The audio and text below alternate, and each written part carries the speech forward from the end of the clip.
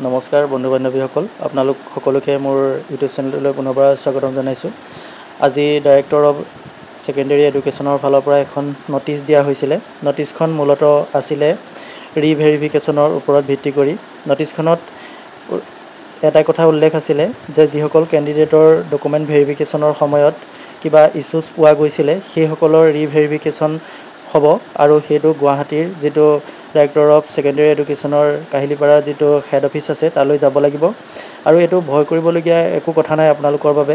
মই ভাবিছোঁ এইটো সকলোৰে বাবে ভালহে হ'ব, কেলৈ আপোনালোকে ভালকৈ মন দিব।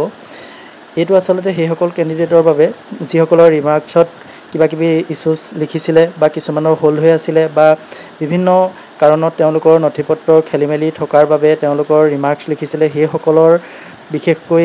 সেইসকলৰ বাবে বিশেষকৈ এই ৰিভেৰিফিকেশ্যনটো হ'ব। আৰু আপোনালোক সকলোৰে কিছুমান ডাউট আছিলে যে মোৰ নাম মিছমেচ আছিলে, মই এফিডেভিট নিদিলোঁ বা মোক নিবিচাৰিলেও, বা মই কাষ্ট চাৰ্টিফিকেটখন অফলাইন দিছিলোঁ অনলাইন নিদিলোঁ, অনলাইনখন মানে পিছত যিখন অনলাইন কাষ্ট চাৰ্টিফিকেট আছিলে সেইখন জমা নিদিলোঁ, আগৰ পুৰণা অফলাইনখনেই দিলোঁ, মোৰ ৰিজেক্ট হ'ব নি। সেই ক্ষেত্ৰত আপোনালোকৰ এটা এতিয়া সুবিধাহে হ'ব, কাৰণ আপোনালোক সকলোৱে 13 তাৰিখে যিহেতু আমাৰ এই ৰিভেৰিফিকেশ্যনৰ যিসকল মাতিব তেওঁলোকৰ ৰোল নাম্বাৰসমূহ ৰিভেৰিফিকেশ্যনৰ 13 তাৰিখে ৱেবছাইটত উপলব্ধ হ'ব। গতিকে আপোনালোক সকলোৱে নিজৰ ID পাছৱৰ্ড দি পেলাই আপোনালোকে চাব। যদিহে আপোনালোকৰ তাত আপোনালোকৰ ৰোল নাম্বাৰটো নাই বা আপোনালোকৰ একো ইছ্যুজ নাই, তেতিয়াহ'লে আপোনালোকে নিশ্চিন্ত হ'ব পাৰিব। মানে সেইসকল কেণ্ডিডেটৰ কথা কৈছোঁ যিসকলে মোৰ নাম মিছমেচ আছিলে বা মই ডকুমেণ্ট কিবা এটা এইটো দিব লাগিছিলে এইটোহে দিলোঁ, মানে ৰিমাৰ্কছত ধৰক একো লিখা নাই, একচেপ্টেড ফৰ ফাৰ্ডাৰ প্ৰচেছিং বুলিয়ে লিখিছে, কিন্তু একো ৰিমাৰ্কছ দিয়া নাই। কিন্তু হ'লেও ভয় এটা লাগি আছিলে যে মোৰ নামটো অকণমান খেলি মেলি হৈ আছে, মানে মই কমেণ্টতো পাই আছোঁ যে সুধিছে আৰু মেট্ৰিকুলেশ্যন চাৰ্টিফিকেটত মোৰ মাৰ্কশ্বিটত এটা অলপ খেলি মেলি আছে, চাৰ্টিফিকেটত অলপ নামটো খেলি মেলি আছে, এনেকুৱা কিছুমান ইছ্যুজ আছিলে।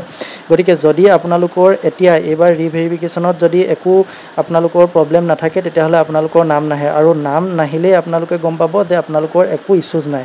গতিকে এইটো ৰিভেৰিফিকেশ্যনটো দিছে, এইটো একো ভয় কৰিবলগীয়া একো কথা নাই, আমাৰ সকলোৰে বাবে এইটো ভালহে হ'ব। কাৰণ আপোনালোকে এটা কথা জানি থ'ব যে আপোনালোকৰ যিসকলৰ একচেপ্টেড ফৰ ফাৰ্ডাৰ প্ৰচেছিং আহিছে তেওঁলোকৰ বিনা কাৰণত কোনো কাৰণতে তেওঁলোকৰ নামটো ফাইনেল মেৰিট লিষ্টৰ পৰা কাটিব নোৱাৰে। তেওঁলোকৰ যদি কিবা ইছ্যুজ থাকে তেতিয়াহ'লে চৰকাৰে ন'টিচ আকাৰে দিব, আৰু যিটো এতিয়া দিছে।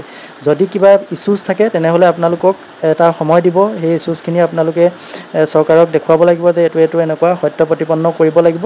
গতিকে এইটো একো চিন্তা কৰিব নালাগে। মই ভাবোঁ আপোনালোক সকলোৰে বাবে ভাল হৈছে এইটো, যিসকলৰ মনত ডাউট আছিলে। আৰু এতিয়া আপোনালোকৰ যদি এই ৰিভেৰিফিকেশ্যনত যদি নামটো নাহে, যিসকলৰ সৰু সুৰা কিছুমান ডাউট আছিলে, গতিকে তেওঁলোকে ক্লিয়াৰ হ'ব পাৰিব যে আপোনালোকৰ ভৱিষ্যতে আৰু একো অসুবিধা নাই, আপোনালোকৰ ফাইনেল মেৰিট লিষ্টত নামটো আহিবই।